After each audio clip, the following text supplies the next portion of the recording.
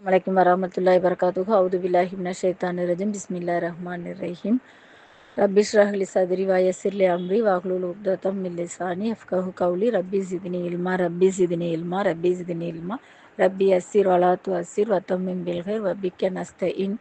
யா Fatah யா Fatah யா Fatah தூணின்றி வானை உயர்த்திய தூயவனுக்கே எல்லா புகழும் என்று அல்லாஹ்வையும் ரசூலையும் புகழ்ந்த வண்ணம் எனது உரையை ஆரம்பிக்கிறேன். மேலும் இதற்கு வாய்ப்பளித்த ஐபிகே ஃபவுண்டர்ஸ் பரிதாக்காவுக்கு என்னுடைய நன்றியை தெரிவித்துக் கொள்கிறேன். ஜசாக்கல்லா ஹைரன்கா.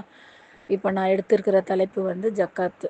அதாவது இந்த ரமலான் டைமில் நம்ம இருக்கோம். இப்போ ஜக்காத் வந்து எவ்வளவு முக்கியமானது, இது ஒரு பெரிய ஒரு 5 கடமையில் ஒரு முக்கியமான கடமையாக இருக்குது.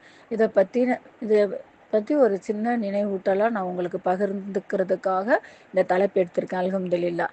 அதாவது ஃபஸ்ட்டு வந்து நம்ம எடுத்துக்கணும், ஜக்காத் வந்து இஸ்லாமுடைய தூண். அதாவது இஸ்லாம் 5 தூண்கள் மீது நிறுவப்பட்டுள்ளது. அவை வணக்கத்திற்குரியவன் அல்லாவை தவிர வேறு யாரும் இல்லை என்றும், முகமது நபி ஸல்லல்லாஹு அலைஹி வஸல்லம் அவர்கள் அல்லாவின் தூதர் என்றும் உறுதிமொழி அளிப்பது. ரெண்டாவது வந்து தொழுகையை நிலைநிறுத்துவது, ஜக்காத் வழங்குவது, ரமலானின் நோன்பு நோற்பது, ஹஜ்ஜு செய்வது ஆகியவனவாகும். இது வந்து இஸ்லாத்தில் வந்து ஒரு கட்டாய கடமையாக அல்லாஹ் வந்து நம்மளுக்கு கொடுத்துருக்கான். அதை தான் வந்து கண்ணியத்திற்குரிய ஒரு மாதத்தில் வந்து நம்ம ஜக்காத்து எப்படி கொடுக்கணும் அப்படின்றது மாதிரி தான் இன்றைக்கி வந்து இது பண்ணுறேன். அல்லாஹ் சுப்ஹானஹு தஆலா இந்த இஸ்லாமிய மார்க்கத்தில் பல கடமைகளை கொடுத்து நம்மளுக்கு சோதிக்கிறான்.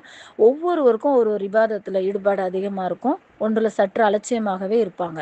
அல்லாஹ் ரப்பில் ஆலமீன் விரும்புவது என்னன்னா, இந்த மனிதன் அவனுக்கு விருப்பமோ அல்லது வெறுப்போ எல்லா நிலைகளும் எனக்கு கட்டுப்படக்கூடிய உணர்வு அவனிடத்தில் இருக்கிறதா. நம்ம வந்து எப்படின்னா விருப்பமாக இருக்கோ இல்லை வெறுப்போடு இருக்கோமோ, எந்த நிலையில் நம்ம இருந்தாலும் அல்லாஹ்வை நம்ம வந்து வணங்குறோமா அப்படின்னு அல்லாஹ் வந்து நம்மள்கிட்ட வந்து கேட்குறான். எப்படி எந்த இருக்கிறாங்க, எந்த இதில் இருக்காங்க அப்படின்ட்டு. அதுக்கப்புறம் வந்து அல்லாஹ் வந்து என்ன சொல்கிறான், அவன் வந்து தன்னை ஒரு அடிமை என்பதாக உணர்கின்றானா, நான் அவனுடைய எஜமானன், அவனை படைத்த படைப்பாளன் என்பதை உணர்கின்றானா. இந்த சோதனை அல்லாஹ்வுடைய எல்லா கடமைகளிலும் இருக்கின்றது. நம்ம வந்து ஜக்காத்து இஷ்டப்பட்டா கொடுக்கலாம், இஷ்டப்படலைன்னா கொடுக்க வேண்டாம், அந்த மாதிரி ஒரு அடிப்படை ஜக்காத்து கிடையாது. ஜக்காத் வந்து கட்டாய கடமையாக நம்மளுக்கு வந்து இருக்குது. சதக்கான்றது தான் நம்மளுக்கு வந்து எப்போ வேணாலும் கொடுக்கலாம், அது தன்னிறைவாக நம்ம இது பண்ணி கொடுக்குறது. ஆனால் ஜக்காத் வந்து கண்டிப்பாக கொடுக்கணும். அது கொடுக்கலன்னா அல்லாஹ் பல தீமைகளை மறுமை நாளில் வந்து நம்மளுக்கு வந்து இது பண்ணுவான். இப்போ எப்படின்னா, ஜக்காத் வந்து ஒரு குறிப்பிட்ட பொருளில் வந்து ஒரு குறிப்பிட்ட அளவை நாம் வச்சிருக்கும் போது அதற்கு அல்லாஹ் ரப்பில் ஆலமீன் கடமையாக்கிய அல்லாஹ்வுடைய தூதர் ஸல்லல்லாஹு அலைஹி வஸல்லம் அவர்கள் தந்த வழிகாட்டலை நமக்கு கற்று தந்திருக்காங்க. அதுக்கேற்ற மாதிரி நம்ம ஜக்காத்து கொடுக்குறோமா அப்படின்றதான் வந்து நம்ம யோசித்து பார்க்கணும். ஃபர்ஸ்ட் வந்து ஜக்காத் என்றால் என்ன, அதை பார்க்கலாம். இது வந்து அரபி பதத்திற்கு நேரிடை பொருள். ஜக்காத்துனா வந்து தூய்மைப்படுத்துதல். அதாவது அல்லாஹு தாலா இந்த வார்த்தையை அவனுடைய புத்தகம் அல்லாஹ் வந்து திருக்குரான்ல பயன்படுத்துறான். இந்த ஜக்காத் ஒருவனை தூய்மைப்படுத்துகிறது, அவனுடைய உள்ளத்தை தூய்மைப்படுத்துகிறது, அவனுடைய செல்வத்தை தூய்மைப்படுத்துகிறது, அல்லாஹ்வுடைய நேசத்திற்குரியவனாக அவனை மாற்றுகின்றது, அல்லாஹ்வுடைய அன்பிற்குரியவனாக அவனை மாற்றுகின்றது, கஞ்சத்தனம் என்ற மிக கொடிய நோயிலிருந்து அவனை பாதுகாக்கிறது. எந்த குணமுள்ளவரை அல்லாஹ் வெறுக்கிறானோ அந்த குணத்திலிருந்து அல்லாஹ் வந்து ஜக்காத் வந்து சுத்தப்படுத்துகிற மாதிரி அல்லாஹ் நம்மளுக்கு அந்த கடமையை கொடுத்துருக்கான். மற்றும் வந்து அல்லாவின் பக்கம் வந்து நெருக்கமாக்குது. அதுக்கப்புறம் வந்து மேலும் இன்னும் குணம், குறுகிய மனம், கல் நெஞ்சம், இரக்கமின்மை, பேராசை, இன்னும் இது போன்ற இழிவான குணத்திலிருந்து மனிதன் வந்து பாதுகாக்கப்படுறான். மேலும் அன்பு, இரக்கம், ஈகை, உலக பற்றற்ற தன்மை போன்ற நல்ல குணங்களை மனிதன் வந்து அடைய பெறுறான். ஜக்காத்துனால நம்மளுக்கு வந்து இவ்வளவு பயன் வந்து அல்லாஹ் கொடுக்குறான். இங்கே ஒரு முக்கியமான செய்தி என்னன்னா, அல்லாஹ் வந்து குரான்ல அவனுடைய திருமறையில் எந்த வசனம், இந்த இது சம்மந்தப்பட்ட வசனம் வந்து மொத்தம் 80 வசனம் இருக்குது. எல்லா வசனத்துலேயும் அல்லாஹ் வந்து தொழுகையையும் ஜக்காத்தையும் எப்போவுமே சேர்த்தே தான் சொல்லியிருக்கான். அதில் வந்து தொழுகை வந்து உடல் உறுப்புகள் சார்ந்த வணக்க வழிபாடுன்னும், பொருள் இந்த ஜக்காத்துன்றது பொருள் சார்ந்த வணக்க வழிபாடு. தொழுகையில எப்படி அல்லாஹை வணங்குகின்றோமோ அதே போன்றுதான் அது போன்றுதான் கடமையாக்கப்பட்ட அளவை, அதாவது செல்வத்துல கடமையாக்கப்பட்ட அளவை நம்ம செல்வத்துல இருந்து நாம் எடுத்து கொடுக்கும் பொழுதும் அல்லாஹ்வை வணங்குகின்றோம். நீங்கள் ஒரு ஏழைக்கு உங்கள் சொத்தில் கடமையாக்கப்பட்டதை எடுத்து கொடுக்கும் பொழுது நீங்கள் அல்லாஹ்வை வணங்குகின்றீர்கள், அல்லாஹ்வுடைய வழிபாட்டை செய்கின்றீர்கள், அல்லாஹ்வுடைய கட்டளையை நிறைவேற்றுகின்றீர்கள். அல்ஹம்துலில்லாஹ். இதை இந்த உம்மத்துடைய அல்லாஹ் தொழுகையும் ஜக்காத்தையும் பிரிப்பதை அவன் விரும்பவே இல்லை. இதை தான் இந்த உம்மத்துடைய முதல் கலிஃபா அபூபக்கர் ரலியல்லாஹு அன்ஹு அவங்க என்ன செஞ்சிருக்காங்க, அவங்களுடைய காலத்துல ஒரு கூட்டம் என்ன சொல்லியிருக்காங்க, நான் இனிமேல் உங்களுக்கு ஜக்காத்தை தர மாட்டோம், எங்களுடைய விருப்பம் நாங்கள் கொடுத்தா கொடுப்போம், இல்லை என்றால் கொடுக்க மாட்டோம் என்று மறுத்த பொழுது இந்த உம்மத்துடைய அந்த மூத்த கலிஃபா என்ன சொல்லியிருக்காங்க, தொழுகை ஜக்காத் இரண்டிற்கும் யார் யார் பாகுபாடுபடுறாங்களோ அவர்களிடத்துல நான் போர் செய்வேன், அவங்கள நான் கொல்லுவேன், அவர்களது உயிர் எனக்கு அனுமதிக்கப்பட்டது என்று சொல்லியிருக்காங்க. பெரும்பாலும் முஸ்லிம்களுக்கு கட்டாய கடமை இந்த ஜக்காத்து. அது செய்யலைன்னா அவங்க நிறைய இது இழக்கிறாங்க. அவங்க தொழுகையை விடுறவங்களுக்கு எப்படி முஸ்லீம்ல இது இல்லையோ, இஸ்லாம் முஸ்லீமா ஏற்றுக்கொள்ளப்பட மாட்டாங்களோ அந்த மாதிரி தான் ஜக்காத்து கொடுக்கலன்னா கூட அவங்கள முஸ்லீமா ஏற்றுக்கொள்ள மாட்டாங்க. அதுக்கப்புறம் ஒருவரை முஸ்லிமாக அங்கீகரிப்பதற்கு ஒருவர் முஸ்லிமாக மாற வேண்டும் என்றால், அவரை முஸ்லிம் சமுதாயம் முஸ்லிமாக அங்கீகரிக்கப்பட வேண்டும் என்றால் அவரிடத்துல இந்த இரண்டு கடமைகளும் தெளிவாக தெரியணும், அதாவது வெளிப்படையாக தெரியணும். அல்லாஹ் சொல்றான் 9வது அத்தியாயத்துல 11வது வசனமா, அவர்கள் தங்கள் நிராகரிப்பிலிருந்து விலகி அல்லாஹ்விடம் மன்னிப்பு கோரி தொழுகையை கடைப்பிடித்து ஜக்காத்தும் கொடுத்து வந்தால் அவர்கள் உங்கள் மார்க்க சகோதரர்களே, அவரில் உள்ள மக்களுக்கு நம் வசனங்களை இவ்வாறு விவரிக்கிறோம் என்று அல்லாஹ் குர்ஆன்ல சொல்றான். அல்ஹம்துலில்லாஹ். இப்போ ஜக்காத் ஒரு கட்டாய கடமையா இருக்கு. அது எப்படின்னா, நீங்க தொழுகையை கடைப்பிடித்தும் ஜக்காத் கொடுத்தும் வாருங்கள், ஏனென்றால் மரணத்திற்கு முன்னதாக உங்களுக்காக நீங்கள் என்ன நன்மையை முன்கூட்டி அனுப்பி வைப்பீர்களோ அதனை அல்லாஹ்விடம் மறுமையில் பெற்றுக்கொள்வீர்கள். நிச்சயமாக அல்லாஹ் நீங்கள் செய்பவற்றை உற்று நோக்குபவனாக இருக்கின்றான். அல் பஹரால 2வது அத்தியாயத்துல, அதாவது 2வது அத்தியாயத்து அல் பஹரால 110வது வசனத்துல அல்லாஹ் சொல்றான், உனது பொருளுக்கான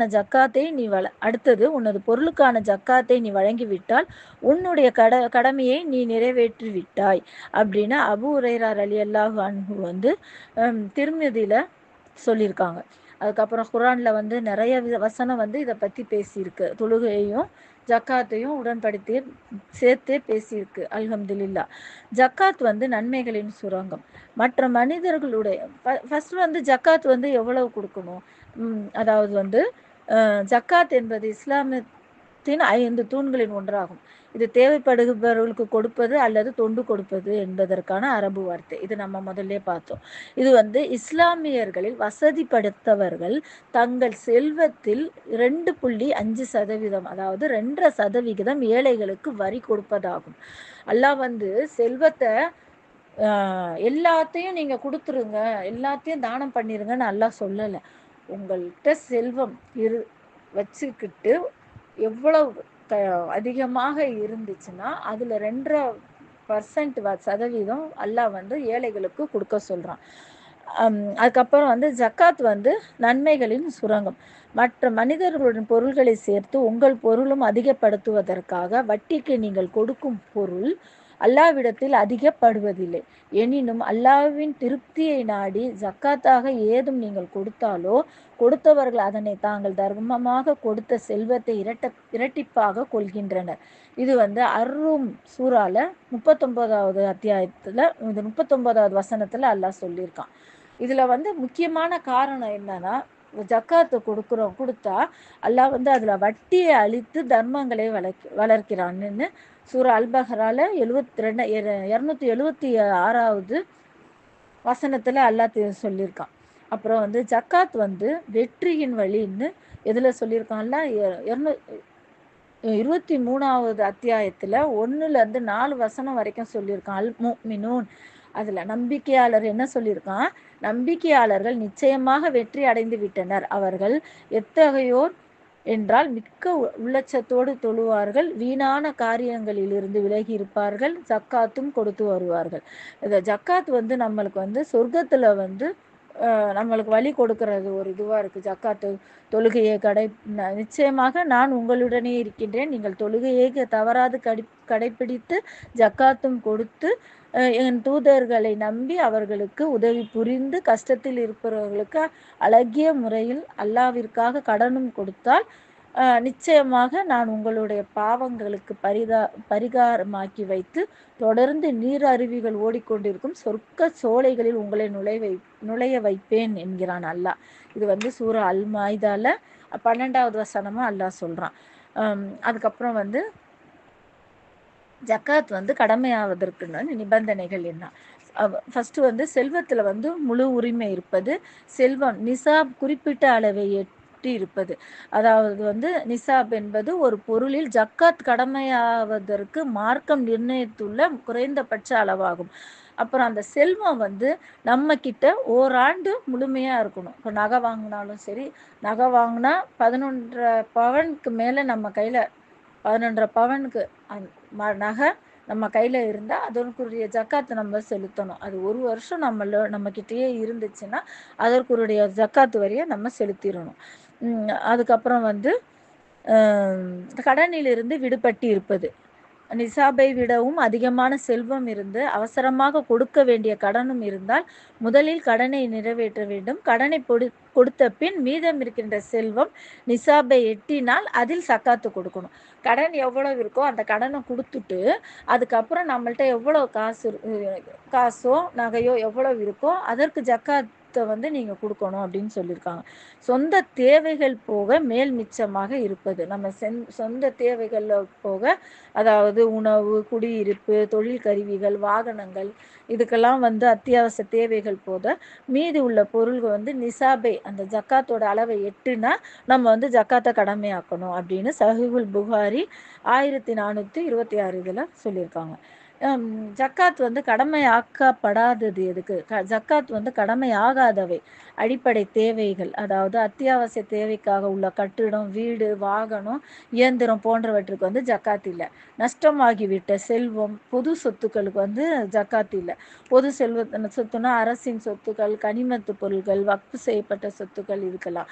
அடுத்தது வந்து அறாமான வழியில் ஈடுபட்டவை, திருட்டு சொத்து, கொள்ளையடிக்கப்பட்ட பணம், இதுக்கெல்லாம் வந்து அல்லாஹ் வந்து ஜக்காத் வந்து கொடுக்கக்கூடாது. அறாமான வழியில் ஈடுபட்டுறதுக்கு கொடுக்கக்கூடாது சொல்லியிருக்கான்.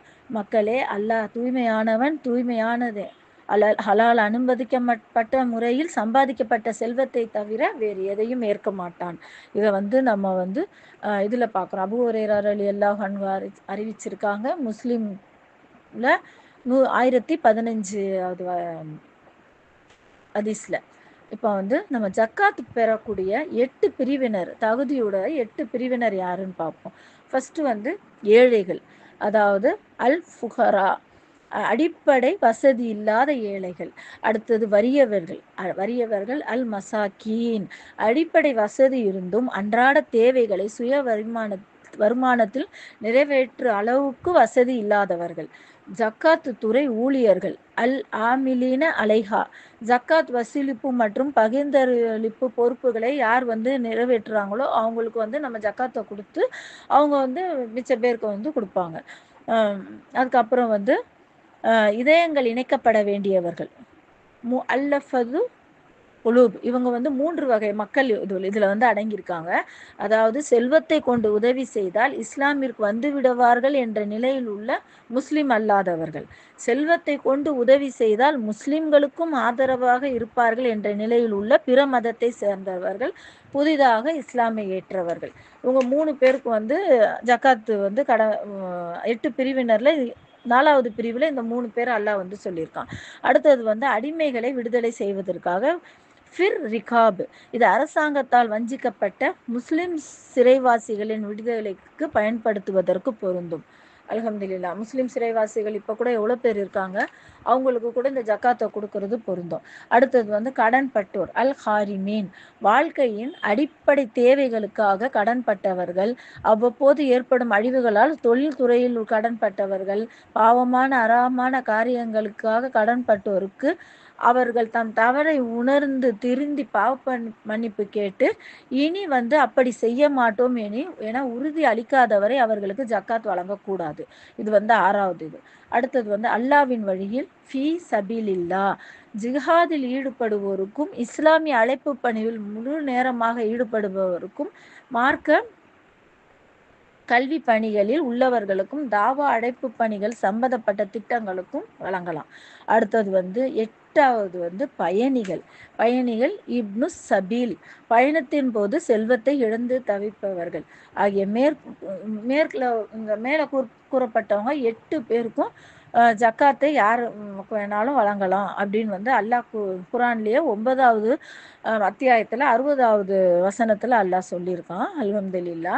இப்போ வந்து ஜக்காத்து பெற தகுதியற்றவர்கள் யாருன்னா, வசதி உள்ளவர்கள், சீரான உடல் வலிமை உள்ளவர்கள், சொந்த பிள்ளைகள், பெற்றோர், மனைவியர், நபி ஸல்லல்லாஹு அலைஹி வஸல்லம் அவர்களின் குடும்பத்தினர், பொதுவாக முஸ்லிம் அல்லாதவர்கள், தொழாமலும் மார்க்கத்திற்கு எதிரான அனாச்சாரங்களை செய்து கொண்டும் இருக்கிற முஸ்லிம் விஷயத்தில் முதலில் அவருக்கு உபதேசிக்க வேண்டும். அவருக்கு அதற்கு இணங்கினால் ஜக்காத்து கொடுக்கலாம், அல்லது அவரது குடும்பம் அவரையே நம்பி வாழும் நிலையில் இருந்தால் ஜக்காத்து கொடுக்கலாம். இது வந்து சூரா அல் மாயிதால 2வது வசனத்தில் அல்லாஹ் வந்து கொடுத்துருக்கான். இப்போ வந்து அடுத்து வந்து நம்ம வந்து ஜக்காத்து கொடுக்குறனால அல்லாஹ் வந்து குரான்ல என்னென்ன நன்மை கொடுத்துருக்கான் அப்படின்றத வந்து பார்ப்போம். அதாவது அல்லாஹ் வந்து குரான்ல சொல்லியிருக்கான், ஜக்காத்து கொடுக்கறதுனால இறைவனின் இறைவழியில் செலவழிப்பதால் தீமைகள் அழிக்கப்படுகின்றன. இறைவழியில் செலவழிப்பதால் உங்களுக்கே நன்மை கிடைக்குது. இறைவழியில் உங்களுக்கு விருப்பமானவற்றையே செலவழியுங்கள். கஞ்சத்தனம் உங்களுக்கு தீமை பயக்கும். கஞ்சத்தனம் வந்து உங்களுக்கு தீமை பயக்கும். ஜக்காத் வழங்குவதால் இஸ்லாமிய சமூகத்தில் உரிமைகள் கிடைக்கின்றன. இறைவன் அளித்த அருட்பேர்களுக்கு நன்றி செலுத்த மறைவாகவும் பகிரங்கமாகவும் அவன் வழியில் ஜக்காத் வழங்க வேண்டும். ஜக்காத் முந்தைய நபிமார்கள் ஜக்காத் கொடுக்குமாறு கட்டளைப்பட்டிருந்தார்கள். ஜக்காத் கொடுப்பது நன்மை கொள்வதற்கான அவசியமான பண்பாகும். ஜக்காத்து கொடுப்பதனால செல்வம் வந்து அதிகரிக்குது. வறியவர்கள் ஏழையவர்களின் அத்தியாவசிய தேவைகளை நிறைவேற்றி கொடுப்பது இறை நம்பிக்கையாளரின் அடையாளமாகும். மேலும் வந்து இதில் வந்து ஜக்காத்து கொடுக்கறதுனால அல்லாஹ்வுடைய அருள் வந்து நம்மளுக்கு வந்து கிடைக்கும், அதிகமாக கிடைக்கும். அதுக்கப்புறம் வந்து ஒரு குடும்பத்துக்கு நம்ம எல்லாருக்கும் தனித்தனியாக கொஞ்சம் கொஞ்சமாக கொடுக்கறத விட ஒரு குடும்பத்துக்கு ஒரு நபருக்கு நம்ம மொத்தமாக கொடுத்துட்டோம்னா அவங்க அதில் தொழில் செய்து மறுதடவை அல்லாஹ் அவங்களுக்கு பரக்கத்தை கொடுத்து அந்த குடும்பம் அவங்களே அடுத்த முறை தர்மம் செய்கிற சூழ்நிலைக்கு, ஜக்காத் கொடுக்குற சூழ்நிலைக்கு வந்தாங்கன்னா அந்த நன்மை வந்து உங்களை வந்து சேரும். அடுத்தது வந்து ஜக்காத் வந்து குர்ஆன் வசனத்தை சொல்லி ஒரு 27வது அத்தியாயத்தில் 3வது வசனத்தில் அல்லாஹ் சொல்கிறான், அல்லதீன யுகிமுன ஸலாத்த வ யுதுன ஸகாத்த வ ஹும் ஃபில் ஆஹிரத்தி யூகினூன், அவர்கள் தொழுகையை நிலைநாட்டுவார்கள், ஜக்காத்தையும் கொடுப்பார்கள், அவர்கள் தான் மறுமையையும் உறுதியாக நம்புவார்கள். தொழுகையை நிலைநாட்டி ஜக்காத்தையும் கொடுத்து இந்த மாதிரி இருக்கிறவங்க தான் மறுமை நாளையும் உண்மைன்னு நம்புவாங்கன்னு அல்லாஹ் வந்து சொல்கிறான். அதே இதை தான் வந்து 33வது அத்தியாயத்தில் 33வது வசனத்துலேயும் இதே தான் அல்லாஹ் வந்து குறிப்பிடுறான். இந்த மாதிரி அல்லாஹ் ஒவ்வொரு வசனத்துலேயும் நம்மளுக்கு வந்து இதை பற்றி தான் நம்மளுக்கு வந்து சொல்கிறான். அதுக்கப்புறம் வந்து 98வது அத்தியாயத்தில் 5வது வசனத்தில் அல்லாஹ் சொல்கிறான், அல்லாஹ்வை மட்டும் தூய்மையானவர்களாக அவர்கள் வணங்க வேண்டும், அவனுக்கே மார்க்கத்தில் நேர்மையானவர்களாக இருக்க வேண்டும், தொழுகையை அவர்கள் பேண வேண்டும், பொருள் வரியை ஜக்காத்தை அவர்கள் கொடுக்க வேண்டும் என்பதை தவிர அவர்களை கட்டளையிடப்படவில்லை, இதுதான் நேரான மார்க்கமாகும் என்று அல்லாஹ் வந்து தெளிவாக வந்து நம்மளுக்கு வந்து குர்ஆன்ல வந்து சொல்கிறான். அதுக்கு அடுத்தது வந்து ஹதீஸ் வந்து பார்ப்போம். அல்லாஹ் வந்து குரான் ஹதீஸ்ல வந்து நம்மளுக்கு என்ன சொல்றான், அந்த ஹதீஸ்ல வந்து அல்லாஹ் என்ன சொல்றான், கால்நடை கால்நடைங்களுக்கு குரான், அதாவது இது கொடுக்காதவங்களுக்கு, ஜக்காத்து கொடுக்காதவங்களுக்கு அல்லாஹ் வந்து என்ன தண்டனை வச்சிருக்கான்னு பாருங்க. ஆகவே எவர்கள் ஜக்காத் தங்கத்தையும் வெள்ளியையும் சேகரித்து வைத்து கொண்டு அதனை அல்லாஹ்வுடைய பாதையில் செலவு செய்யாதிருக்கின்றனரோ அவர்களுக்கு, நபியே, நீங்கள் துன்புறுத்தும் வேதனையை நற்செய்தியாக கூறுங்கள். தங்கம் வெள்ளி ஆகிய அவற்றை நரக நெருப்பில் பழுக்க காய்ச்சி அவற்றை கொண்டு அவர்களுடைய நெற்றிகளிலும் அவர்களுடைய விழாக்களிலும் அவர்களுடைய முதுகுகளிலும் சூடிட்டு உங்களுக்காக நீங்கள் சேகரித்து வைத்திருந்தவை இவைதான். ஆகவே நீங்கள் சேகரித்து வைத்திருந்த இவற்றை நீங்கள் சுவைத்து பாருங்கள் என்று கூறப்படும் நாளை நபியே நீங்கள் அவர்களுக்கு ஞாபகம் ஊட்டுங்கள் அப்படின்னு அல்லாஹ் 9வது அத்தியாயத்துல 34, 35வது வசனத்துல சொல்லியிருக்கான். எவர்கள் அல்லாஹ் தன் அருளால் தங்களுக்கு வழங்கிய பொருள்களில் கஞ்சத்தனம் செய்கிறார்களோ அவர்களுக்கு அது நல்லதென்று எண்ணிட வேண்டாம், அது அவர்களுக்கு தீங்காகவே இருக்கும். கஞ்சத்தனத்தால் சேர்த்த பொருள் மறுமையில் அவர்கள் கழுத்தில் அரிகண்டமாக, அதாவது இரும்பு வளையமாக மாட்டப்படும். வானங்கள் பூமியும் வாரிசுரிமை அல்லாஹ்வுக்கே உரியது. அல்லாஹ் நீங்கள் செய்பவற்றை எல்லாம் நன்கு அறிந்தவனாகவே இருக்கின்றான். அல் குரான்ல 3வது அத்தியாயத்துல 180வது வசனத்துல அல்லாஹ் சொல்லியிருக்கான். அல்லாஹ் நம்ம இந்த மாதிரி ஒரு பயங்கர தண்டனையிலிருந்து அல்லாஹ் நம்ம அனைவரையும் பாதுகாக்கணும். அதுக்கப்புறம் வந்து அல்லாஹ் யாருக்கேனும் செல்வத்தை அளித்து அதற்கான ஜக்காத்தை அவர்கள் செலுத்தவில்லையானில் மறுமையில் அவரது செல்வம் தலை வழுக்கையான கொடிய நஞ்சுடைய பாம்பாக அவருக்கு காட்சி தரும். அதற்கு அதன் நெற்றியில் 2 கருப்பு புள்ளிகள் இருக்கும். மறுமை நாளில் அது அவரது கழுத்தில் மாலையாக சுற்றி கொள்ளும். பிறகு அந்த பாம்பு அவரது முகவாய் கட்டியை, அதாவது அவரது தாடையை பிடித்து கொண்டு, நான் தான் உனது செல்வம், நான் தான் உனது கருவூலம் என்று சொல்லும். அல்லாஹ் பாதுகாக்கணும் எல்லா மக்களையும். அறிவிப்பாளர் யார் சொல்லியிருக்காங்கன்னா, அபூ ஹுரைரா ரலியல்லாஹு அன்ஹு அவங்க சொல்லியிருக்காங்க. புகாரி எண் 1413 பதிவாயிருக்கு. அல்லாஹ் பாதுகாக்கணும். இந்த மாதிரி துன்பம்லாம் நம்மளுக்கு இல்லாம நம்ம ஜக்காத்து கொடுத்து நம்மளுடைய கடமையை நிறைவேற்றக்கூடிய ஆற்றலை அல்லாஹ் நம்மளுக்கு கொடுக்கணும். அதே போல கால்நடைகளுக்குரிய ஜக்காத்தை வந்து கொடுக்கணும். அது கொடுக்காதவங்களுக்கு அந்த நடைகளாலேயே அல்லாஹ் வந்து வேதனை செய்யப்பட வைப்பான். அவர்கள் பெரியதொரு மைதானத்துல தூக்கி எறியப்படுவார்கள். பின்னர் அந்த கால்நடைகளை அவர்களை முட்டும் மிதிக்கும். இவ்வாறு பல ஆயிரக்கணக்கான ஆண்டுகள் வேதனைக்கு ஆளாக்கப்படுவார். அல்லாஹ் பாதுகாக்கணும். ஆயிரக்கணக்கான ஆண்டுகள் நம்ம வேதனையை அனுபவிக்கிறதுக்கு வருஷம் வருஷம் நம்மளுடைய கடமையான ஜக்காத்தை கொடுத்துட்டோம்னா நம்மளுக்கு அல்லாஹ் இந்த வேதனையிலிருந்து மறுமை நாள்ல நம்மளை பாதுகாக்கிறான், நரகத்திலிருந்து நம்மளை பாதுகாக்கிறான். எவ்வளவோ நன்மை நம்மளுக்கு கிடைக்குது. அதே போல நபி ஸல்லல்லாஹு அலைஹி வஸல்லம் அவங்க வந்து கொடுக்க மறுப்பவர்கள் காஃபிரா, அவங்க பின்னர் வந்து நான் இந்த ஹதீஸ் முதலே சொல்லியிருப்பேன். நான் அவங்க கொடுக்க மறுக்கலைன்னா அவங்க வந்து காஃபிர் ஆயிட்டாங்க அப்படின்ட்டு சொல்லியிருக்காங்க. அதுக்கப்புறம் வந்து வருடா வருடம் நம்ம ஜக்காத்து கொடுக்கணும் அப்படின்னு வந்து அல்லாஹ் தாலா நம்மளை வந்து சொல்லியிருக்கான். ஏன்னா குரானையும் இதையும் குரான்ல வந்து தொழுகையும் ஜக்காத்தையும் சேர்த்து சொல்லியிருக்கிறனால எப்படி நம்மளுக்கு தொழுகை 5 வேளை கட்டாயமாக்கப்படுதோ அதனால அதே போல ஜக்காத்தும் நம்மளுக்கு வருஷம் வருஷம் கடமையாக்கப்பட்டிருக்கிறது. அல்லாஹ் என்ன எச்சரிக்கிறான், எவர் நேரான வழி இன்னதென்று தனக்கு தெளிவானதன் பின்னரும் அல்லாஹ்வுடைய தூதரை விட்டு பிரிந்து நம்பிக்கையாளர்களின் வழி அல்லாததில் செல்கின்றாரோ அவரை நாம் அவர் செல்லும் தவறான வழியிலேயே செல்ல விட்டு பின்னர் அவரை நரகத்தில் சேர்த்து விடுவோம். அது செல்லும் இடங்களில் மிகவும் கெட்டது என்று வந்து 4வது அத்தியாயத்துல அல்லாஹ் 115வது வசனத்துல அல்லாஹ் சொல்லியிருக்கான். இந்த வசனத்துல வந்து நம்பிக்கையாளரின் வழி என்று யாரின் வழியை அல்லாஹ் குறிப்பிடுகிறான், யார் மத்தியில் இந்த வசனம் இறக்கப்பட்டது, அப்போது இருந்த நம்பிக்கையாளர்கள் யார் நம்ம யோசிக்கணும். அதாவது சந்தேகமே இல்லை, நபித்தோழர்களின் வழி அல்லாத வேறு ஒரு வழியில் புதியதொரு மார்க்க விளக்கத்தை நாம் பெற்றால் அது நிச்சயம் நமக்கு வந்து நரகத்துல வந்து கொண்டு செல்லும். அதுக்கப்புறம் வந்து சஹாபாக்கள் வாழும் காலத்திலே வந்து முழுமையடைந்து விட்ட இஸ்லாமிய இஸ்லாமை வந்து நம்ம புதிய கோணத்தில் பார்க்கக்கூடாது, புதிய விளக்கத்தை எடுத்துக்கக்கூடாது, புதிய வழிகேட்டுடன் நம்ம வந்து அறிமுகம் செய்யக்கூடாது. அதுக்கு அப்புறம் வந்து நபி ஸல்லல்லாஹு அலைஹி வஸல்லம் அவங்களோட வந்து ஒரு பெண்மணி வந்து வந்தாங்க. அவங்க வந்து அவருடன் அவங்களுடைய மகளும் இருந்தால் அவளுடைய கையில் 2 தங்க வளையல்கள் இருந்தன. நபி ஸல்லல்லாஹு அலைஹி வஸல்லம் அவர்கள் அந்த பெண்மணியிடம், நீ இதற்கு வந்து ஜக்காத்து தருகிறாயா என்று வந்து கேட்டிருக்காங்க. அதற்கு அவங்க வந்து இல்லை என்றார்.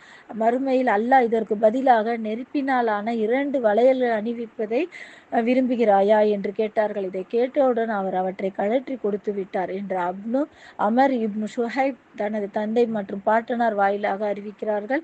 இது சுனூன் அபு தாவூது, நசாயி, திருமிதி போன்ற நூல்களில் இருக்கு. அன்னை ஐஷா ரலியல்லாஹு அன்ஹா அவர்கள் அறிவிப்பு மூலம் இது வந்து வந்திருக்கு. அல்ஹம்துலில்லாஹ். இந்த மாதிரி ஜக்காத்துடைய இதை தெரிஞ்சும் நம்ம வந்து அது வந்து கொடுக்காம இருக்கக்கூடாது. இது நம்ம வந்து கொடுத்து நம்ம வந்து நம்மளுடைய பயனை வந்து அடைஞ்சுக்கணும். அதே போல் வந்து தர்மத்தில் வந்து தர்மம், சதக்கா எல்லாம் நம்மளுக்கு வந்து ஒன்றா தான் இருக்குது. சதக்கா வந்து நம்ம வந்து தேவைப்படும் போது நம்ம எப்போ வேணாலும் கொடுத்துக்கலாம். அல்லாஹ் என்ன 1410வது 1395வது வசனத்தில் இப்னு அப்பாஸ் ரலியல்லாஹு அன்ஹு அறிவிக்கிறாங்க, நபி ஸல்லல்லாஹு அலைஹி வஸல்லம் முஆத்தை யமனுக்கு ஆளுநராக அனுப்பினார்கள். அப்போது அவரிடம், வணக்கத்திற்குரியவன் அல்லாஹ்வை தவிர யாரும் இல்லை, நான் இறை தூதர் என்ற உறுதிமொழியின்பால் அவர்களை அழைப்பீராக. இதற்கு அவர்கள் கட்டுப்பட்டால் தினமும் 5 வேளை தொழுகையை இறைவன் கடமையாக்கிறான் என்பதை அவர்களுக்கு அறிவிப்பீராக. இதற்கும் அவர்கள் வந்து ஏற்றுக்கிட்டாங்கன்னா அவர்களில் செல்வந்தர்களிடம் பெற்று ஏழைகளுக்கு வழங்குவதாக அவர்களின் செல்வத்தில் இறைவன் ஜக்காத்தை கடமையாக்குகிறான் என்பதை அறிவிப்பீராக என்று கூறினார்கள். அப்போவுமே அல்லாஹ் இது ரசூலுல்லாஹ் ஸல்லல்லாஹு அலைஹி வஸல்லம் கூறியதாக சொல்லியிருக்காங்க. ஒவ்வொரு இதுவும் தொழுகை ஏற்ற உடனே ரசூலுல்லாஹ் ஸல்லல்லாஹு அலைஹி வஸல்லம் அவங்க தான் வந்து தூதர், அந்த மாதிரி அதையும் ஏற்றுக்கிட்டாங்கன்னா ஜக்காத்தை பற்றி அவங்கள்ட்ட சொல்லுங்க அப்படின்னு சொல்லியிருக்காங்க. அதுக்கப்புறம் வந்து யார் வந்து முறையான சம்பாத்தியத்தில் ஒரு பேர்ச்சம்பழத்தின் மதிப்புக்கு தர்மம் செய்தாரோ அல்லாஹ் பரிசுத்தமானவற்றை தவிர வேறு எதையும் ஏற்றுக்கொள்வதில்லை. அதை நிச்சயமாக அல்லாஹ் தன்னுடைய வலது கரத்தால் ஏற்று பிறகு நீங்கள் உங்களின் குதிரை குட்டியை வளர்ப்பது போன்ற அதன் நன்மையை மலை போல உயரும் அளவுக்கு அல்லாஹ் வளர்த்து விடுவான் என்று அபு ஹுரைரா அறிவிச்சிருக்காங்க. நபி ஸல்லல்லாஹு அலைஹி வஸல்லம் அவங்க கூறியதாக. அல்ஹம்துலில்லாஹ். இதில் வந்து நம்ம வந்து ஜக்காத்து வந்து கொடுத்து நம்மளுடைய மிகப்பெரிய இதிலிருந்து நம்மளை பாதுகாத்துக்கணும். நம்ம வந்து நரக நெருப்புக்கு ஆளாகாமல் வருஷம் ஜக்காத்து கொடுத்து நம்ம வந்து நம்மளுடைய மார்க்கத்தில் நம்மளுடைய கட்டளையை நிறைவேற்றணும், நம்மளுடைய கடமையை நிறைவேற்றணும். அப்போ வந்து அதுக்கப்புறம் வந்து ஒரு அபூதர் அலி அறிவிக்கிறாங்க, ஒருத்தவங்க வந்து இறை தூதர் அவர்களே, வசதியானவர்கள் ஏழைகளான நாங்கள் தொழுதது போலவே தொழுகிறார்கள், நாங்கள் நோன்பு நோற்பது போலவே நோக்கிறார்கள், தங்களின் சொத்துக்களில் மிஞ்சியவற்றை தர்மமும் செய்கிறார்கள், எங்களுக்கு அந்த வாய்ப்பு இல்லையே என்று சில நபி தோழர்கள் கேட்டார்கள். அதற்கு நீங்கள் தர்மம் அதற்கு நபி ஸல்லல்லாஹு அலைஹி வஸல்லம் என்ன சொல்றாங்க பாருங்க, நீங்கள் தர்மம் வழங்கக்கூடியதை அல்லாஹ் உங்களுக்கு ஏற்படுத்தவில்லையா? நிச்சயமாக தஸ்பி சுப்ஹானல்லாஹ் என கூறுவதும் தர்மமாகும், ஒவ்வொரு தஹ்லீலும் லா இலாஹ இல்லல்லாஹ் என கூறுவதும் தர்மமாகும், நல்லதை ஏவுவதும் தர்மமே, தீயதை விட்டு தடுப்பதும் தர்மமே, உங்களில் ஒருவர் மனைவியிடம் உறவு கொள்வதும் தர்மமாகும் என்று நபி ஸல்லல்லாஹு அலைஹி வஸல்லம் அவர்கள் கூறினார்கள். பின்னர் இறை தூதர் அவர்களே, எங்களில் ஒருவர் தன் மனைவியிடம் இச்சையை தீர்க்க வருகிறார், அவருக்கு இதில் என்ன கூலி உண்டு என்று கேட்டார்கள். தவறான பாதையில் அவர் நிறைவேற்றி கொண்டால் அவர் மீது குற்றம் ஏற்படும் என்பதை நீங்கள் அறிவீர்கள் தானே? அவ்வாறே அனுமதிக்கப்பட்ட வழியில் அவர் தன் ஆசையை நிறைவேற்றி கொண்டால் அவருக்கு அது தர்மம் கூலியாக அமைந்து விடுகிறது என்று நபி ஸல்லல்லாஹு அலைஹி வஸல்லம் கூறினார்கள். ஜக்காத்து கொடுக்காதவங்களுக்கு வந்து அல்லாஹ் வந்து கொடுக்க முடியாத ஏழைகளுக்கு அல்லாஹ் வந்து இந்த எவ்வளவு ஒரு சலுகை கொடுத்துருக்கான் அந்த மாதிரின்றதையும் நீங்க பார்க்கணும். அல்ஹம்துலில்லாஹ். இதோட வந்து என்னுடைய உரையை வந்து முடிச்சுக்கிறேன் அல்ஹம்துலில்லாஹ். இன்னொன்று அல்லாஹ் என்ன சொல்றான் பாருங்க. இப்னு அப்பாஸ் ரலியல்லாஹு அன்ஹு அறிவிக்கிறாங்க, ஆதமின் மகனுக்கு ஒரு ஓடை இருந்தாலும் தனக்கு இன்னும் 2 ஓடைகள் வேண்டும் என்றே அவன் விரும்புவான். அவனது வாயை மண்ணே தவிர வேற எதுவும் நிரப்பி விடாது. தௌபா செய்வோரின் தௌபாவை அல்லாஹ் ஏற்கிறான். இது வந்து ஹதீஸ் வந்து முஸ்லீம்ல 1006வது எண்ல வந்து பதிவாயிருக்கு. அல்ஹம்துலில்லாஹ். இதை எதுக்கு நான் சொல்ல வரேன்னா, அல்லாஹ் வந்து என்ன சொல்லியிருக்கான், ஆதமின் மகன்னா நம்மளை தான் குறிப்பிட்டிருக்கான். நம்மளுக்கு வந்து எவ்வளவு செல்வம் கொடுத்தாலும் நம்மளுக்கு வந்து இன்னும் வேணும் வேணும் வேணும்னு தான் நம்ம அப்படி நினைப்போம். அந்த மாதிரி நம்ம நினைக்காம அல்லாஹ்வுக்காக நம்ம வந்து பொருளை செலவழித்து அல்லாஹ்வுக்காகவே நம்மளுடைய இறைவழியில் நம்மளுடைய பொருளை செலவழித்து கட்டாய கடமையான இந்த ஜக்காத்தை நிறைவேற்றி சொர்க்கத்தில் இடம் பிடித்து நரகத்து வேதனையிலிருந்து காப்பாற்றி மறுமை நாள் அல்லாஹ்வின் முன்ன நம்மளும் சிறந்த மக்களாக ரசூலுல்லாஹி ஸல்லல்லாஹு அலைஹி வஸல்லம் அவர்களோட இருக்கக்கூடிய பாக்கியத்தை நம் அனைவருக்கும் அல்லாஹ் கொடுக்கணும்ட்டு நான் வந்து இந்த உரையை முடித்துக்கொள்கிறேன். அல்ஹம்துலில்லாஹ். ஜஸாக் அல்லாஹ் ஹைரன். அனைவருக்கும் என்னுடைய நன்றியை தெரிவித்துக் கொள்கிறேன். எதை சொன்னோமோ எதை கேட்டோமோ அதன்படி அமல் செய்ய நாம் அனைவருக்கும் அல்லாஹ் தௌஃபீக் செய்வானாக. ஆமீன் ஆமீன் யா ரப்பில் ஆலமீன். அஸ்ஸலாமு அலைக்கும் வரஹ்மத்துல்லாஹி வபரகாத்துஹு.